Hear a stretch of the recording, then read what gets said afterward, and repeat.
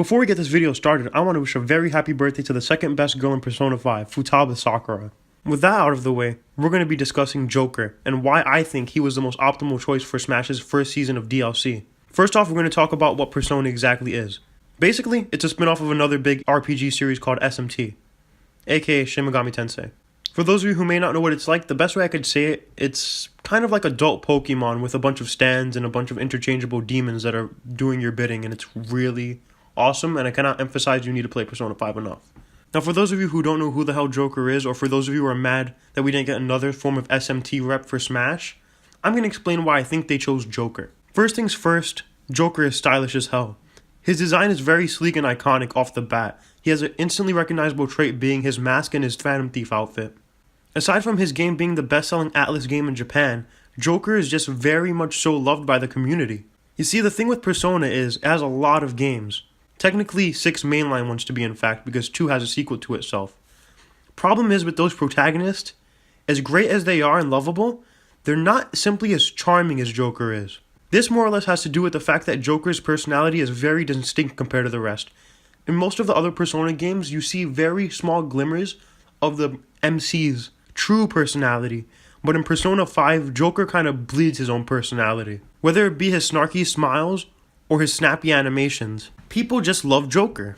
Another big reason as to why I could see them choosing him is mostly because of the fact Joker's moveset has a pool of potential bigger than most other characters I could think of off the top of my head. You see, Personas are a lot like Pokemon, except demonic and more scary. The thing is, they pack a bunch of sick designs with them, and they have a bunch of abilities, whether it be buffs, debuffs. The thing with the Persona ability is that they have a lot of unique attributes.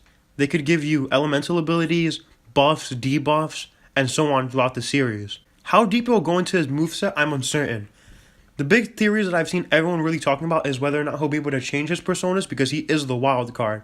For those of you who don't know, the wild card is basically someone who could wield multiple personas at once. But the much safer and practical route would be for them just to use Arsene, the main character's main persona throughout the game. Arsene is a curse type persona, so I would imagine if they had him as the only persona that you could use, he would have his curse abilities, which may lead to a lot of buffs and debuffs in game, which would be really interesting to see work out in Smash. The core thing I have trouble seeing with Joker is that his moveset could go 2 ways. You see, Joker is the main protagonist of Persona, so he could either be really balanced and simple to play, but at the same time, Persona is known to be a pretty challenging game, so he could be a pretty challenging character just to pick up. Now, this could mean one of 2 things. He's either going to be super simple to play because they want a lot of people just to be able to pick up Joker since he's DLC and he represents the series as a whole, or they're going to make you work like in Persona to master him, and then you get all your stylish combos later. The more you play him, the more you'll be able to understand, and the more you'll be able to capitalize on your opponent. Now, personally, I won't be mad either way with the character, how they go about him, whether he's hard or easy to pick up, but I just want them to represent him accurately. Basically, what I'm trying to say is, if you guys have his moveset, you guys better not forget that he has a gun. But don't worry, it's a Mementos gun.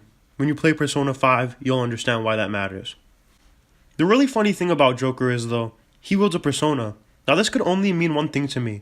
He's going to be disjointed as all fuck. If you thought Rosalina and Luma were going to be disjointed, Joker is going to have a disjoint within his disjoints.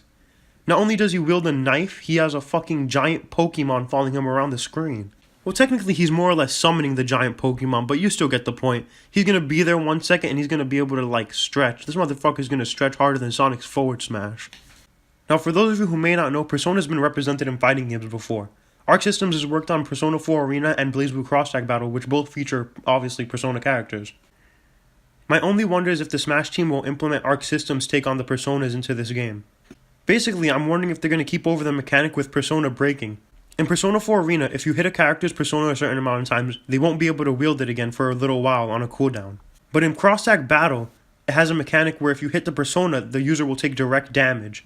I'm not sure how Sakurai will go about this, but it would be pretty neat to carry over that gimmick as a nice little homage. And if Joker's as disjointed as I'm going to imagine, a lot of people are going to bitch online. I could only hope that they'll add all his flary animations from Persona 5 2, where there's just like red puddles on the ground as he runs, and a bunch of acrobatic flips in the sky. There's no way I could see them adding Joker without having all this coming along with him.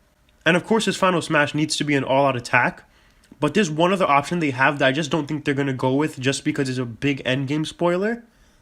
But it would be so sick if they included it. Another big reason as to why I could see them adding Joker from Persona 5 is mostly because Atlas and Nintendo are super tight. You see, mainly he's been on exclusively to Nintendo for a while now. Persona's been exclusive to Sony, granted, for a long time, but I don't think there's much debate that over here in like grand scale around the world, Persona's the bigger franchise.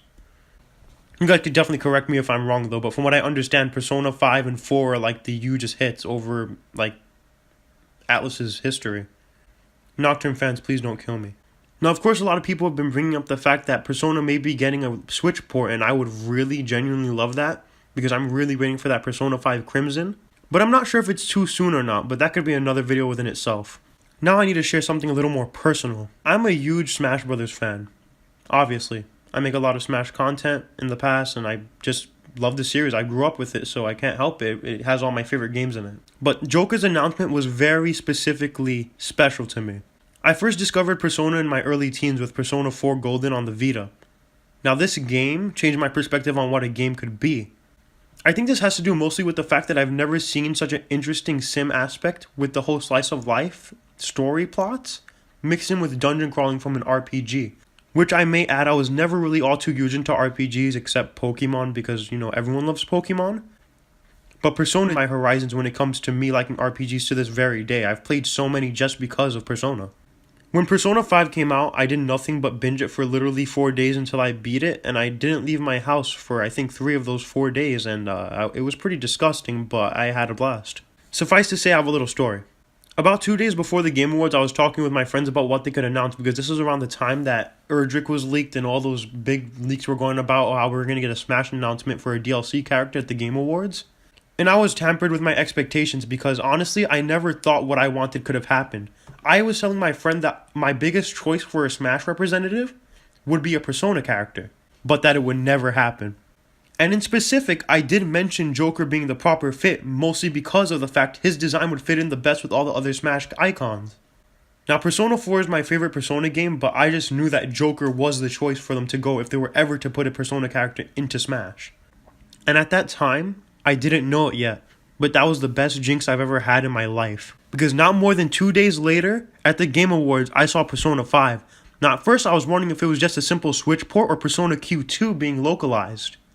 The minute I saw that Smash logo come up, I came up. In my pants. So suffice to say, I'm going to be maining Joker when Smash Ultimate's DLC finally launches with this spring update, and I'm very excited beyond belief. Every day I fantasize about running my red duo with Incineroar and Joker, the two most stylish characters for the roster. But until then, I'm over here selling out for Crom. Until next time, guys. Bye-bye! Ooh, you guys made it to the secret part, the secret happy birthday song. Happy birthday to you, on is better than you. Showed off much, but this is my Take Your Heart edition. Very gorgeous, I just like to stare at it sometimes. And then I got the rest of the Persona, spin-offs over here. I don't know where I put oh, yeah, the dancing game and the cross-tag promotional poster.